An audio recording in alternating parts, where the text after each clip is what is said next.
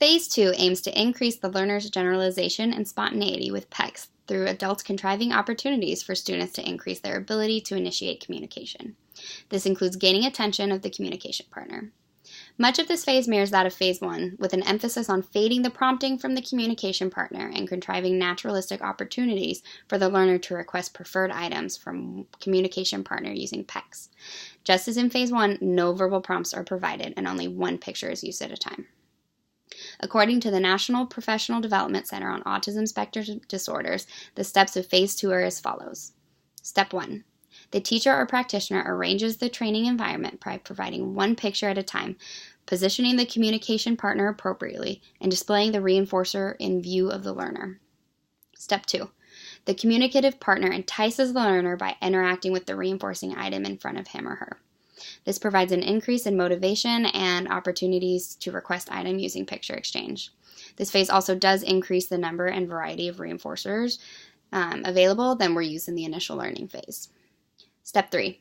As training progresses, the communication partner moves a distance from the learner so that the learner must move some distance to gain the attention of their communication partner.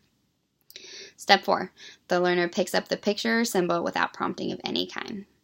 Step 5. As training progresses, the communication partner places the communication book at some distance so that the learner must move to access the picture or symbol from it. Step 6. The communication partner immediately hands the item to the learner and names it as the exchange is made. This increase in distance is gradual and encourages the learner to actively seek the specific picture or symbol needed for the communicative exchange. Again, it's important to note that no verbal prompts are provided throughout Phase 2 learning. In terms of problem solving, learning PECS is like learning many other skills. The skills build upon themselves and require mastery of the basics before moving on to the more complicated aspects. For example, an individual cannot learn to tie their shoes until they have mastered a pincer grip. Like any phase of teaching PECS, if the learner is not making notable progress after a designated time period, they likely have not truly met mastery criteria to have transitioned to the current phase, and it is recommended that they are reintroduced to the previous teaching phase.